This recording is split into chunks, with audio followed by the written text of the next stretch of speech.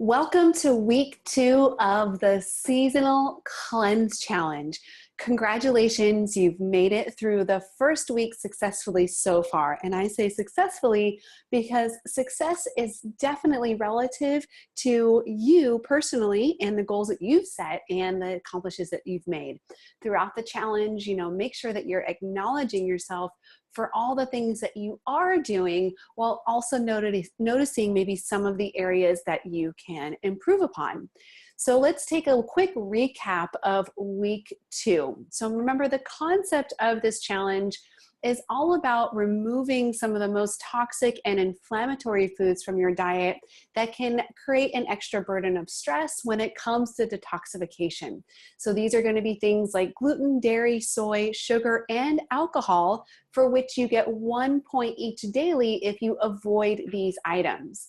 Now, as we're avoiding these items, we're also replacing them then with some of the strongest, most naturally cleansing foods that are abundant within our world. And these include consuming things like beets, grapefruit, and dandelion greens, which you also can earn 1 point daily for eating each one of these items. And the overall goal here is to promote the body's natural cleansing abilities. So there are other activities that you can also take part in throughout the day that you will earn points for that help to promote the body's natural cleansing ability. So this is such as, making sure that you're drinking an adequate amount of water for your body every single day. And the way that you can calculate that, remember, is by taking your weight, dividing it by 2, and then that's how many ounces of water you should be drinking daily. So a 150-pound person divided by 2 would be 75 pounds, which means that that person should be drinking 75 ounces of water per day. So if you're hitting your marks and drinking the right amount of water for your body, you will also earn a point for that daily. You also earn a point for doing 30 minutes or more of exercise, because sweating and moving our body is one of the ways that we move toxins through our system. So we have our lymphatic system that doesn't move itself, and this is our body's natural sewage system. So it needs activity or engagement such as exercise in order to move that lymphatic system that'll flush toxins out of the body. So it's just 1 point for 30 minutes or more of exercise. You don't get more points for every 30 minutes because we're just keeping it even and equal for everybody. That may be limited on time here. Remember, you also get a point for every night that you're asleep by 10 p.m. And then you also get a daily point for an item of your choice. So maybe there's something like meditation or abstaining from coffee or anything else that you might be working on through the Cleanse Challenge. You also can earn a point for that daily as well. And then don't forget about some of your bonus points opportunities, such as maybe trying one of the 2 liver flushing options, or doing a castor oil pack as frequently as daily, or however frequently throughout the week that you want to. And then you also can earn points for engaging in this educational process that's helping you to learn how to maintain and continue cleansing daily by watching the webinars, such as the one that you're watching right now. So you earn 5 points for each of the weekly coaching webinars that is available to you. So make sure that you're keeping track of all of your points so that you can turn in your points totals on a weekly basis and at the end of the Cleanse Challenge in order to qualify for some of the prizes that are available. Now let's dive into week 2 and talk about leveling up your cleansing abilities. So now that you're through this first week, it's maybe time to take things to a new level and dial in your diet even more this week. Now, one of the questionnaires or the assessment forms that you filled out, hopefully in the beginning of the challenge, was the metabolic typing questionnaire. And this is a diet approach or philosophy that was developed by Dr. Bill Wolcott. And essentially, metabolic typing is centered around the foundation of your genetic makeup and how you metabolize food, which determines basically the ratio of different food nutrients that you want in every single meal.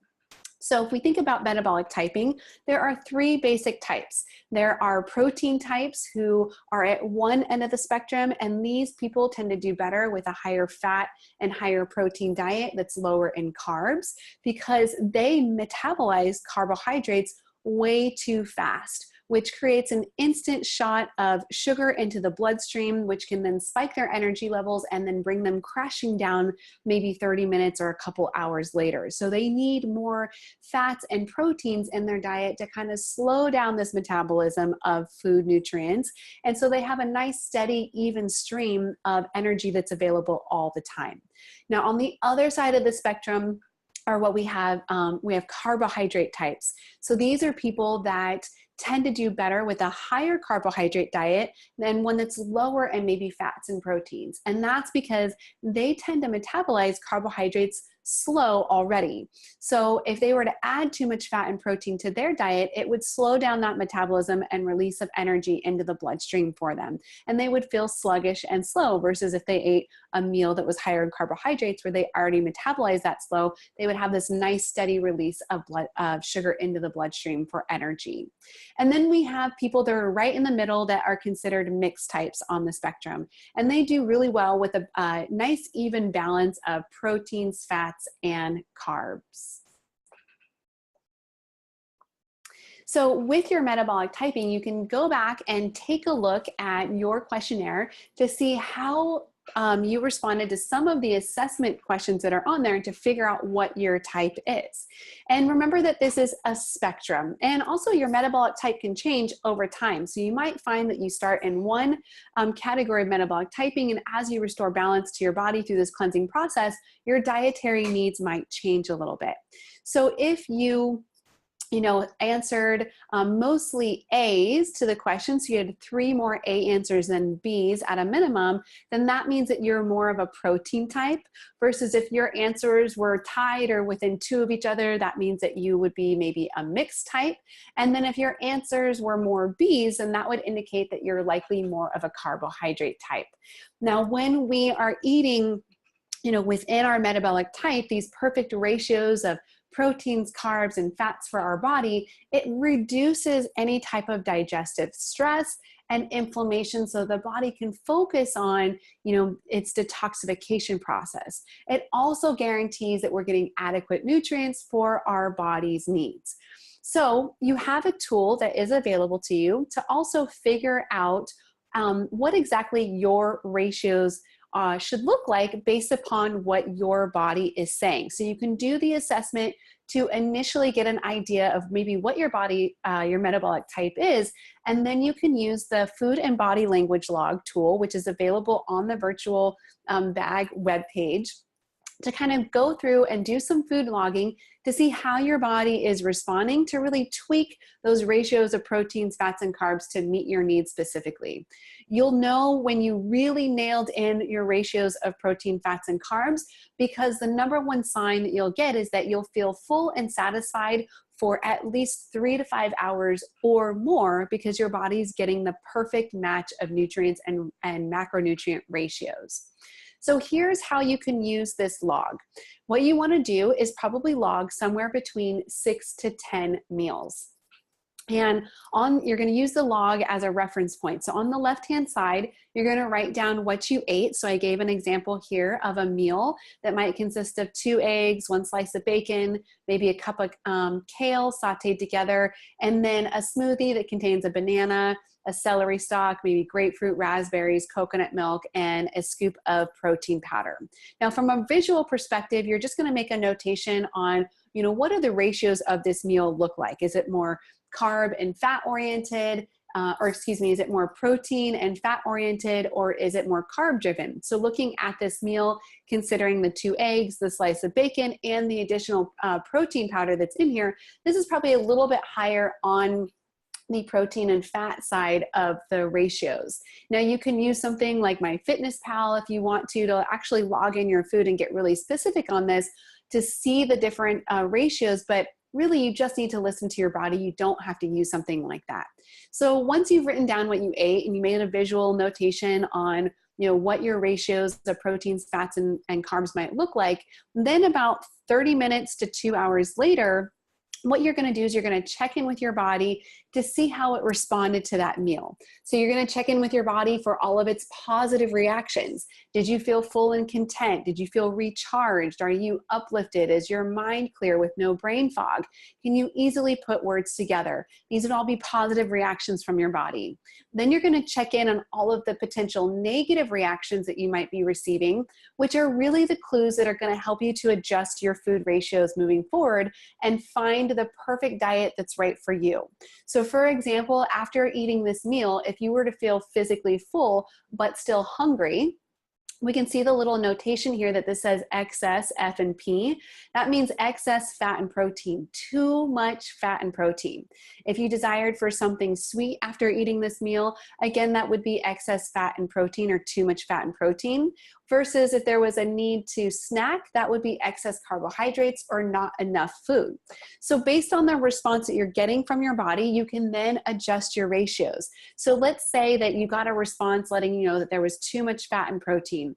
Then the next day, what you could do is you could take this same meal and you could adjust your ratios. So you can manipulate the ratios in two ways in order to kind of reduce the amount of fat and protein in comparison to the carbohydrates.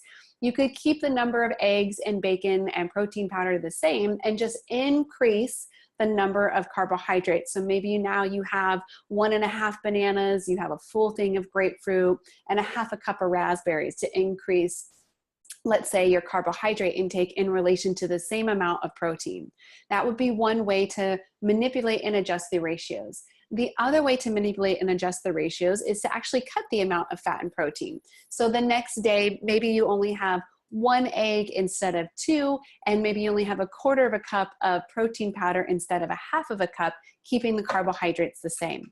Now that you've had that adjusted meal, you will check in with yourself again and see how your body responds. And as you've manipulated the ratios, you might find that everything looks perfect, you're feeling fully satisfied, your energy is great, your mood is wonderful, and now you have this visual, example of what your breakfast should look like on a daily basis, so that moving forward, you always know that, let's say you need 1 egg instead of 2, 1 bacon, and this, nice little batch of carbohydrates that pair with that. So use this tool. Again, the food and body language log is available on the virtual bag page. You can download this. The goal is to log somewhere between 6 to 10 meals for this food ratio feedback to see how your body is responding to your meals and to make the adjustments accordingly so that you feel 100% satisfied, energetic, and in good mood all the time. Like I mentioned earlier, when you really dial in your ratios, you should feel satisfied and not have a need to snack for at least 3 to 5 hours or more. That's where one of the signature signs that you'll know that your meals are really balanced. This helps, again, to reduce digestive stress so that the body can focus on its natural cleansing and detoxification process. It helps to reduce inflammation and make sure that the body is getting the exact right amount of the nutrients that it needs on a regular basis. So another way to also kind of level up your food intake and improve the relationship that you have with food that supports the natural detoxifying process is by paying attention to also your hunger and fullness. So for long-lasting healthy food and detoxification habits, you also have to look at who you are being when you're eating. How are you eating food? What is it? Are you overeating and overloading your body? Are you choosing foods that either give you energy, or are you choosing foods that maybe rob you of energy, that are low energy and kind of toxic, right? And we want to be choosing foods that are nourishing for our body all of the time. So understanding or tuning into recognizing hunger and fullness kind of goes along also with doing some of the food and body language logging, right? You're assessing your satisfaction level. You're going to see if you have cravings. You're going to see if you feel overly full and what adjustments you might need to make. So another way that you can kind of integrate and approach this is just by paying attention to some of the signs that your body is giving you about hunger and fullness in general. And this is so that you're always delivering like the right amount of food to your body. We're not overwhelming it and overeating, and we're not under eating and lacking nutrients in some kind of way. So if you have this mental scale of 1 to 10, when it comes to recognizing hunger and fullness, there's a couple of different points that we want to point out. So one is that you don't want to get to the point where, you know, you're so hungry and starving that you eat anything that's in front of you. That's when we tend to make poor choices and maybe choose foods that are just right in front of us because we're absolutely starving. So I want you to tap in and tune into what your body is telling you, and start to notice, like, when do hunger signs start to come on? So early hunger signs might be just the fact that, like, you know, the thought of food pops into your mind. Maybe you start to feel that your stomach is a little bit grumbling. And then as that progresses, maybe you feel a dip in your energy, and then maybe a headache comes on, and then you just get straight up hangry, right? So we don't want to let it get too far. You want to plan to eat when your hunger is at a level 2. So that's going to be one of the first, you know, couple of signs that your body is giving you to let you know that it's approaching this point of being really hungry. When we plan to eat at a level 2, then we can be mindful and plan to make sure that we're fueling our body with the foods that are in alignment with how we want to be feeling, and we're not just grabbing for anything and everything that's nearby to rectify the fact that we're hangry already, right? So plan to eat when your hunger level gets to a 2, and then you also want to consider when to stop eating. You know, when is it that you're feeling full, so that we don't overindulge and overstress the body with too much food at one point in time. So if we think on that scale of 1 to 10 again, you want to stop eating when your fullness is at a level, let's say 7. So when you feel full and satisfied, but not overly stuffed, right? So paying attention to that. Some things that can help you to pay attention to your fullness scale is just slowing down and eating.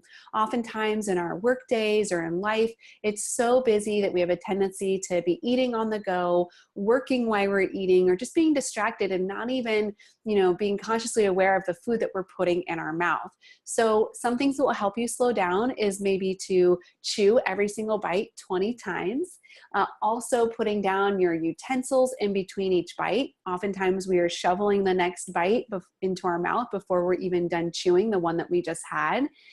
Maybe turning off the distractions or disconnecting from distractions. So let's say at work, you can sit on the other side of your desk so that you're not tempted to be on your computer working and lose mindfulness around your food and what's happening with your body.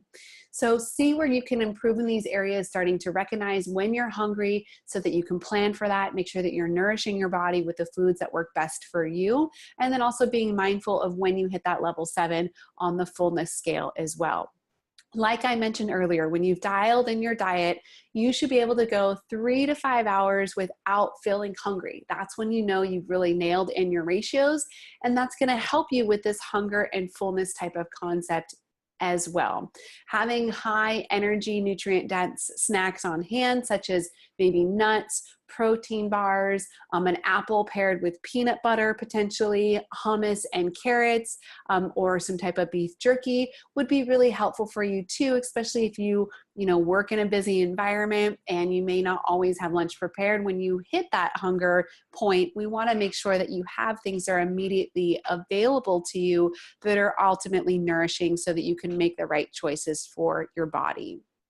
Some other things to help you maybe acknowledge fullness is pushing your plate away, to kind of make a physical acknowledgement that you are done with the meal so you don't overindulge, or maybe covering your plate with a napkin, or actually verbally announcing to maybe the people that you're dining with that you're done, so that you can have this action that you take to let your body know and yourself know that you are done, so you don't overindulge. So see where you can maybe take some of these actions into play to help you build really healthy routines and habits around your diet specifically that you can carry on with you outside of the Cleanse Challenge. So another thing that's going to help you to honor some of the dietary needs that you have is certainly doing some meal planning. So throughout the Cleanse Challenge, this might be forcing you to, put in a little bit more work when it comes to your meal planning and your grocery shopping to ensure that you are, nourishing your bodies with the right kinds of foods, avoiding some of the toxic or inflammatory ones, getting in some of the detoxing ones. And I realize that sometimes that can be time consuming. So here's some tips for meal planning for you. If you're tired of cooking, then maybe look at using a crock pot. Having a crock pot or using a crock pot is one of my favorite ways to reduce my time. It's time involvement in the kitchen. I can throw a bunch of things that are in a crock pot in the morning before I go to work, and by dinner time it's done. So I don't have to spend a lot of time cooking. You can also make double the amount and freeze some of your leftovers. And I say freeze some of your leftovers to make sure that they maintain their nutrient values. If we store leftovers for too long in the refrigerator, they start to lose their nutrient value over time. So if you're gonna make double the servings for leftovers, you can set aside some leftovers for maybe tomorrow and the next day, and then freeze the rest, and you can pull out and defrost them as needed. There's also a bunch of pre-made delivery services available now, whether you want something like Blue Apron, where they deliver ingredients to you that you get to cook, or maybe Pete's Paleo that delivers pre-made meals to you to make it easier. So this is where you might want to take a look at, like, what support and resources do you need in order to eat healthy? And maybe having a pre-made meal delivery service or something that you can pick up once or twice a week would be a huge help in regards to your schedule. And then there's Real Plans, which is one of my favorite menu planning tools that I personally use. And the link for this is on your virtual bag page.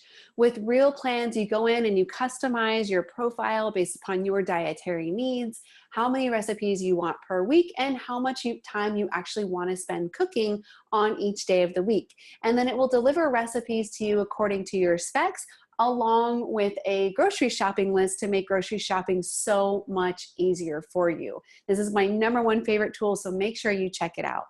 Now, if you're somebody who's maybe working on a budget, that's not a problem either. I have some tips and tools for you with that as well. One thing is to check out the Environmental Working Group's Clean 15 and Dirty Dozens list.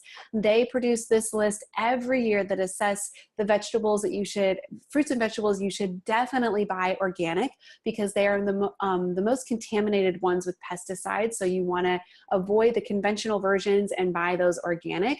And then they also have a list of the fruits and vegetables, the Clean 15, that are lowest in pesticides that you can get away with maybe buying non-organic. So this can help you with your budget and prioritizing what things to buy organic versus non-organic. Also, shopping seasonally will be really helpful. You'll see that the fruits and vegetables that are in season tend to be on sale, and you can load up your basket with those. Buying at the local farmers markets can be more budget friendly. And then also, I like to really stock up on fresh fruits and vegetables that are in season, and I just freeze them raw and natural as they are, and then defrost them as I need them for cooking. And that's a great way to stock up on things when the sales happen and use them later.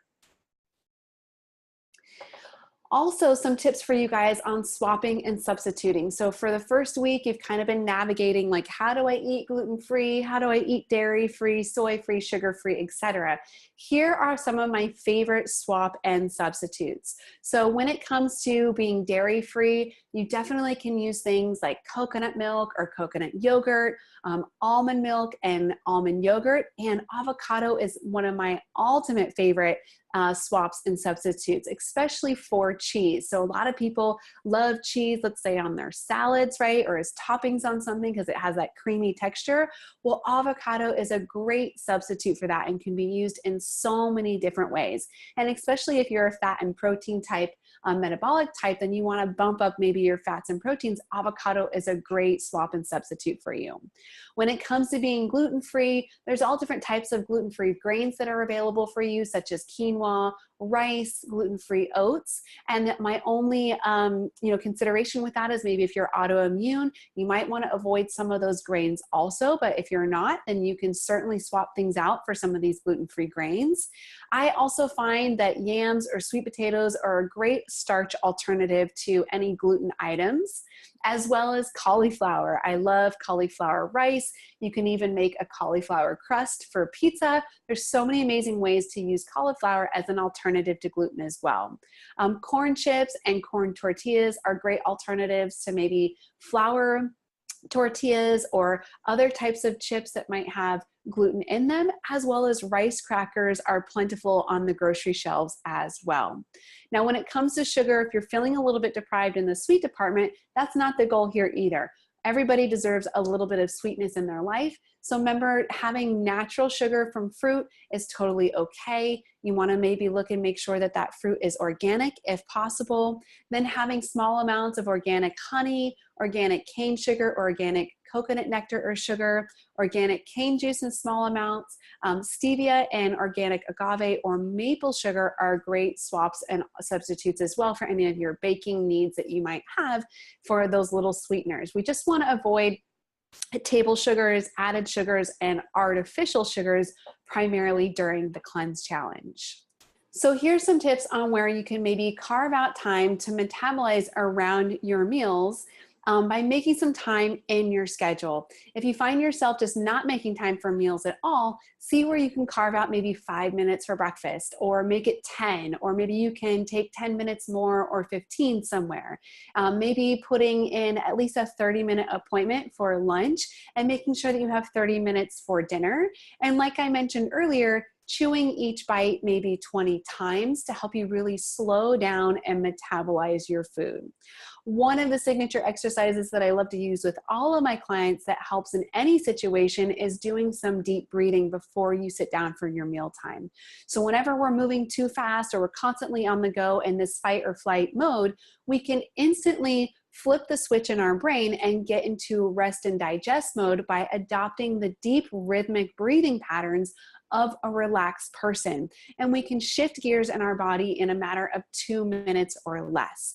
So you can try this 5-5-7 breath before every meal, which includes inhaling for 5 minutes, holding the breath for, inhaling for 5 seconds, holding the breath for 5 seconds, and then exhaling for 7. And you would do that 5 to 10 times, which literally takes you less than 2 minutes. You can do it anywhere, when you're sitting in a work meeting, when you're in the car. And again, this is going to help to flip that switch in the brain to get it out of fight or flight mode and into rest and digest mode to help you optimize your metabolism and digestion to support more nutrient absorption, to reduce stress in the body, and ultimately all of that is going to support the natural detoxification process. So see where you can implement some of these tips and tools to maximize your metabolism and increase the absorption of nutrients for yourself to promote the body's natural cleansing abilities. Now, the very last thing that I want to touch on is a little bit of self-sabotage. So the first week, whether you did great or not, self-sabotage can pop up at any point in time. So if you're feeling like maybe you're failing at something or not doing as well as you want to be at any point during the challenge, just know that there is no such thing as failure, and it's not your fault.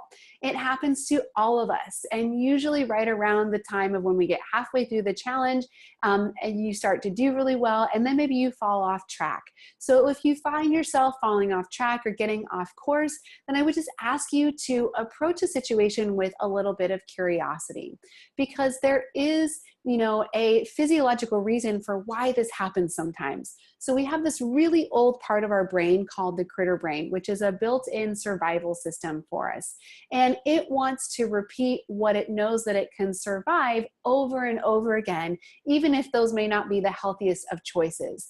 So if you find yourself eating really healthy and then all of a sudden you jump off track and eat things that you're not supposed to, that might be the critter brain snapping you back and going, I'm not sure if we can survive this healthy eating environment, but I know that we can survive the unhealthy eating environment. So just recognizing that it's not always your fault. There is a physiological aspect at play here. And there's always a positive intention around that to keep us safe. Although, like I said earlier, it might not be the healthiest of choices for us. So when you find yourself maybe self-sabotaging in this way, again, see where you can approach this with curiosity. Replace that judgment with just a curious thought of, why did this happen? Or maybe what triggered this? Was there stress that triggered it? Uncomfortable situation in your relationship, traffic, You know, did you not plan ahead to have healthy snacks or options that were available? Like, what was it that triggered this to happen? And then how can you create a more safe environment next time to maybe avoid that trigger? So maybe that's something like eating before you go to a party so you feel satisfied, drinking more water, putting your plate down or away so that you don't overindulge. Like if you're at a party that has just an open buffet of things that maybe you don't want to be eating. It might be avoiding talking to negative people or just limiting your time so that it doesn't create too much stress for you. And then also maybe how you can surround yourself with people who actually stretch you to be your best and reinforce making positive decisions for yourself. And you can also find some of this accountability and support in the Facebook group for the Cleanse Challenge as well. So don't get down on yourself if you're not being perfect. There is no expectation to be perfect in the Cleanse Challenge. It is really meant to be a learning experience for you to be connecting with your body, figuring out what's working for you and what doesn't work for you with some of the guidelines, tips, and tools that I'm providing for you guys with this. So keep charging forward.